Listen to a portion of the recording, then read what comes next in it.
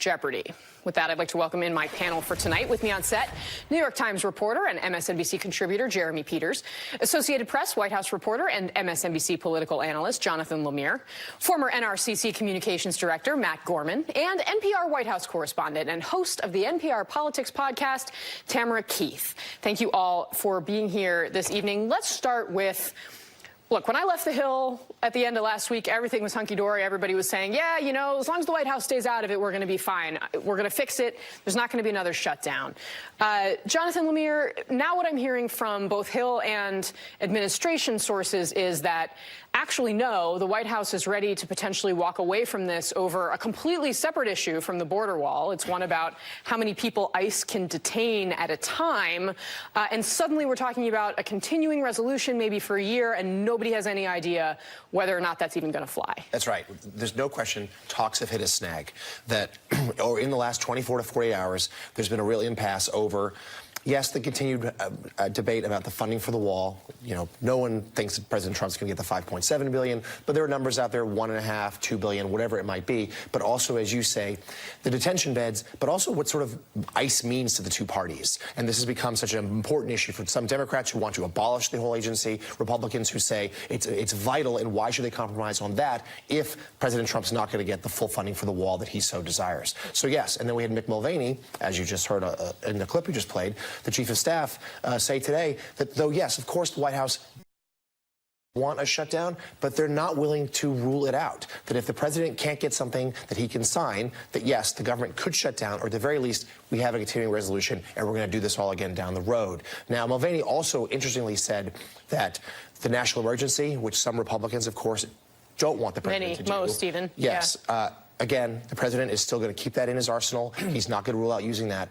But there's the third scenario where the Congress gives him some money, and then he then tries to find the rest elsewhere in the government, perhaps Department of Defense or elsewhere. Now, that itself may draw a legal challenge, but that might not be so bad for the president, who wants that kind of fight as he keeps the issue alive. Yeah, let's go back to this ICE question, because I think that's an important one. I mean, when you talk to the administration, Tamara, they frame this as, or at least they are in my conversations, as a question about whether or not to abolish ICE entirely. They're essentially saying if you cap the number of beds, essentially places they can put people that they detain, you are essentially abolishing our capability to do enforcement inside the country. And that seems like an incredibly, like we're back to another incredibly emotional red line. Right. Also, in this debate that we've been now having for 45 days or whatever it is, there are a lot of straw men, and abolishing ICE entirely is not what Democrats are talking about doing. Exactly. That is arguably a straw man that's been put up there. But ICE is something that is very sensitive for Democrats. And you know, as much as they previously talked about the wall being immoral, they are talking in moral terms about the administration's policy on detaining people, rounding up people in the country illegally, but who've been here a long time and haven't committed any crimes. The Democrats on the Hill are saying that they are trying to put constraints on the administration's policy of finding pretty much anyone in the country and detaining them for deportation. Let's take a look at how some of the administration officials and lead negotiators framed this issue just earlier today. Take a look. Is it a done deal? No. It isn't. And we could end up in a train wreck, which happened before. But I don't think anybody has an appetite for a government shutdown. And I think everybody wants to make sure our borders are secure. You're ready to go there. No, you can't we cannot definitively rule out a government shutdown at the end of this week. You absolutely cannot. And I'll say 50-50. We get a deal. I hope and pray we do. So the glass is half full. Well, it depends on how you look at that, isn't it, Senator? Matt Gorman, what do you think Republicans on the Hill do in this situation? Call me an optimist. I think we are more so not heading for a shutdown than heading for one. Mitch McConnell's favorite saying is there's no education, the second kick of a mule. Or the third. Or the third, possibly. I think that's going to win out this time. I think a lot of people... I thought that, too, on Thursday, but listening to the stuff this morning, I'm not sure I agree. Look, I also think we're going to see senators, especially those in purple states up for re-election, Collins, Tillis, Gardner, people who held their fire for most of the shutdown last time, even people like Murkowski or Romney who aren't up, I think they're going to be much more vocal this time about preventing a government shutdown. And again, I think maybe a continuing resolution for even a shorter time, couple days to buy some time, maybe break the logjam. I think that's the most likely scenario right now. Jeremy, do you agree? I think that you're absolutely right, because I was hearing the same thing, that there are Republicans who were holding back, who are really ready to kind of unleash. The problem is Trump doesn't care. Romney, you think he's going to really care what Mitt Romney says about a government shutdown, or Cory Gardner for that matter? He doesn't care about their re-elections. He doesn't care if he has a Republican senator or a Democratic senator. Well, I thought the issue was that they might, if they actually came to a deal, they might actually end up with a veto-proof majority. But now that the deal seems in jeopardy, I don't see how they get there. Right. That's it. This, although I think speaks to a larger problem with the culture of the Republican Party, and this started with the shutdown in 2013 that you and I. There's yes, that notion was a party. That, right, that was, That was so much. and just, I mean, think about how much our assessment of the political damage that these things cause has changed since then, really, because there were people in the party saying this is a terrible idea, we shouldn't do it. Now they have to. The chief of staff for the president of the United States is saying, yep, you know, we might just have a shutdown. And that's really extraordinary, because it shows that the Republicans have now become a party of fighting. They have to fight. Their voters need to think that the people that, right. That they've elected are fighting at all costs. And that's such a huge part of Trump's brand and why he was successful as a presidential candidate. Yeah. And he's fighting, but the problem is there's really no way for him to win this fight in the way that he's explained he's going to win, because remember, another part of his brand, keeping promises. And it's going to be hard to keep this promise. Right. And it's very clear that this last shutdown really damaged this president, which is why this next topic that we're going to move on to is also a little difficult. Last Sunday, we reported on an Axios scoop that dug into how the president spends his days in the White House. It said that according to leaked internal schedules, Trump spent approximately 60% of his scheduled time during a 3-month period in unstructured, quote, executive time. The White House was reportedly, surprise, surprise, displeased by the leak and is carrying out an investigation to find out who's behind it. It's not the content. It's the fact that someone within the White House spent 3 months collecting this information, which is really, really hard to do. And it also sheds light on the fact that many people who worked for us weren't hired for us. And how close are you to finding who did it? I'm hoping to have a resolution on that this week. So you're really close? Yes, sir. Well, just out tonight, Alexi McCammond of Axios received 4 more of the president's private schedules, all from last week, after that first report came out. The schedules are not a full picture of how the president spends his time, and there is a more detailed, tightly held of the schedule. In a tweet earlier this morning, the president spun his executive time as a productive working period, adding he, quote, probably works more hours than almost any past president. Okay. Who wants to take this? Jonathan Lemire. Thank you. It seems clearly they're going after this person. Clearly this person is not afraid of being caught. No, this person, you know, the investigation began last week. This person is still leaking schedules this weekend. The acting chief of staff goes on Fox News this morning and says, we're going to identify this person this week, and then went on to say, and we're going to find out how hard it is to fire a federal worker, making it clear that they're going to try at least to attempt to fire this person, and then the leaks keep coming. So there's a real sense of defiance here from whoever is leaking these staffers. Now, it must be pointed out, about 400 people have access to this particular schedule. As you say, there's a much smaller pool that has access to a tightly held one. And how small is that pool? And who are we talking about? Like Kellyanne Conway and sure. like the closest people that we know? Senior staff, yes. Okay. Mostly names that people who are watching the show will be familiar with. But the leaks here are clearly meant to embarrass this president. I mean, that's what this is about. And yes, Trump can spin it on Twitter today saying that it's mostly working time. But there's been analysis after analysis done about how the periods on his schedule that are labeled executive time line up with the majority of his tweeting time. So, yes, undoubtedly he makes phone calls. White House staff has pushed all of the White House reporters to say this is when he's calling this world leader or this congressional ally. But we also know he's doing what else he does, which is watch cable news. Which Republican leaders really love. They right? love that. Look, I think, again, people talk about the schedules. It sheds some light, but I spent some time with a couple 4-year-olds today. You tell somebody not to do something, they're going to look at you and they're going to keep doing it. You tell them not to do it, they're going to do it again. I think it's... So wait, we have a White House full of toddlers? It might be acting like it. I think that, it's much more about the defiance, as Jonathan mentioned, than anything else. So these schedules tell us it's much more about the act than it what's actually in these schedules. And just think about what it says about the level of respect that people have who work for this president. Can you right? They imagine just don't anybody respect doing him. this with Barack Obama? Oh, absolutely not. They wouldn't, because there are people there who went to work every day feeling like they worked for a man who was good and decent. Or and George W. truthful, Bush. I mean, it's not a part. I'm not. Of extreme loyalists, and that's a shrinking number every day in this White House. The people who work for President Trump think he's a joke. Well, it also, There's a statement. yeah, that certainly is, but it works the other way too, where it's suddenly a shrinking number of people that the president trusts, and there aren't many people around him who can get in his ear and convince him on things one way or the other, because he is convinced so much of the staff is out to get him. Well, Go ahead, and there's quickly. just something in what Mulvaney said, talking about how easy it's going to be to fire a federal worker, talking about people who they didn't hire. He seems to be implying that this is a career person and not a political person that came in with Trump. Interesting point. Jonathan Lemire, you also write for the AP that in his third year in office, Trump is starting to air some reruns. The reality TV star. You reference the upcoming summit with Kim Jong-un, writing, quote, Trump was delighted that the first summit received round-the-clock cable TV coverage for days, something he had hoped to repeat last summer when he met with Russia's President Vladimir Putin in Helsinki. But Trump saw the Putin coverage take a negative turn after he refused to side with U.S. intelligence agencies over the Russian president in a post-summit news conference. You go on, quote, aides counseled the president that a second summit would probably not carry the same drama as the first and needed more concrete results.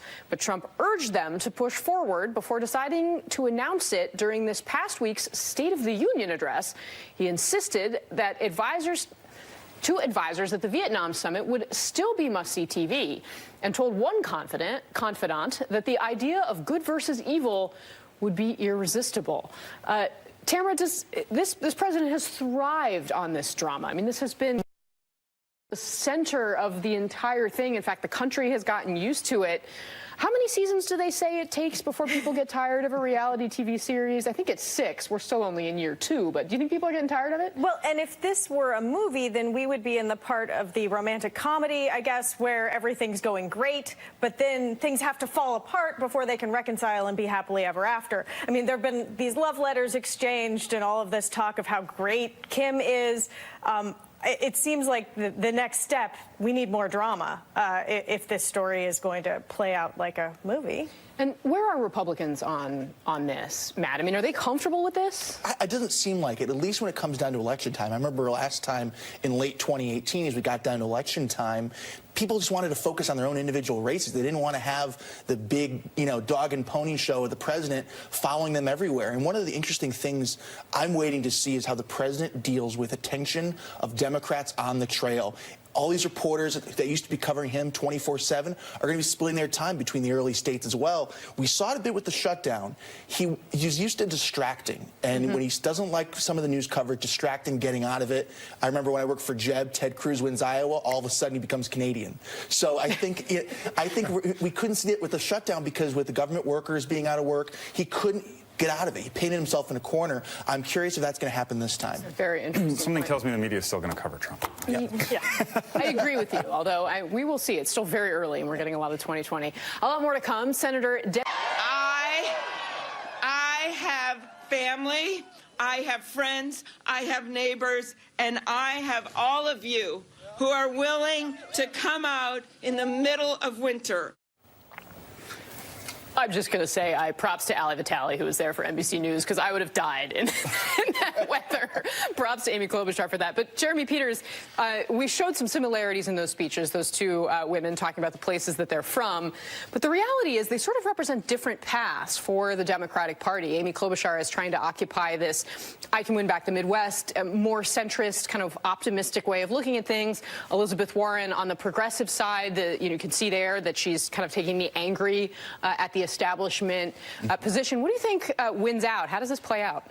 Well, you're exactly right. They're both trying to have mold their candidacies around left-wing populism, but by doing it different ways. Elizabeth Warren has a very serious plan about taxing the ultra wealthy in the country, something that would not only tax their income, but tax the value of the property that they own, everything from like art to their homes and things like that, I believe. So, you know, you have that playing out, while at the same time you have someone like Amy Klobuchar who won't go quite that far and is testing whether or not the Democratic primary electorate is willing to go for somebody who may not make all of the liberal activists crazy, but will argue that, okay, I can actually win a general election where I don't think Elizabeth Warren can. I can beat Donald Trump. And in fact, Elizabeth Warren actually raised this as an interesting question, though, in some ways wondering whether it would be President Trump in 2020. Take a look at what she had to say after her speech. You mentioned that you think the president might not be free. Can you expand on that a little bit more? Well, come on. How many investigations are there now into him? It's no longer just the Mueller investigation. They're everywhere. And these are serious investigations. So we'll see what happens. Should he be impeached? We need to get the Mueller report back and make it public so everyone can see it. That may be the answer. It may be that another investigation comes to maturity before then. Tam, realistic that the president might not be in office? She seemed to suggest. I feel like Democrats have been saying this since approximately January of 2017. But anything is possible. She took a phrase from the president. She said, "We'll see what happens." It could just be that she was trolling the president of the United States a little bit, because there is no doubt that he is going to react to something like that.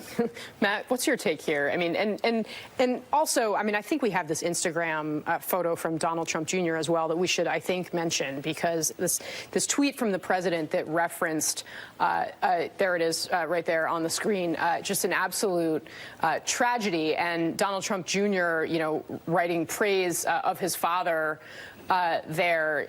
Matt Gorman, how does this, I mean, first of all, does the president doing this, I mean, what kind of impact does it have with Republicans? Should it draw condemnation? And second of all, are these attacks on Elizabeth Warren, you know, we saw a document surface this week that shows in her handwriting herself calling an American Indian. I mean, is that going to sink her candidacy in the long run? I don't know if it'll sink her candidacy, but it's certainly dogging her, like in a very real way. I think she thought that with this DNA test, she'd put it behind her, get out in front of it, and she wouldn't even rule out that there's more documents out there. And the more I see Elizabeth Warren, the more I'm convinced she should have run last time, because it seemed like the Democratic field has moved towards her in a way, and the field, as we talked about with Klobuchar, is much more open. And so I think, honestly, Amy Klobuchar makes me a little bit more nervous right now with everybody beating everybody up on the left. I remember when I worked for Mitt and Jeb, we positions on kind of the far right of the party, and Democrats would sit back and wait. I feel that way now as a Republican, with everybody fighting on the left. Really quickly, I want to talk about a column that you wrote about Beto O'Rourke, where you say to run or not to run, that's the question. Yeah. There is a less polite way to say what he needs to do, it seems, in your estimation. Yes. I mean, do you think, how has his 2019 been so far? Not so great. It's been probably the worst of any presidential contender out there, I think. You know, he's not used to the fact that in 2018 he could beat not Ted Cruz and gobble up money and support. When you're running against folks like Warren and Klobuchar and Harris and others, you need to actually have some political talent, get people to vote for you, not just against the other guy. And so I think he needs to figure out, you know, spend more time being himself and less time finding himself.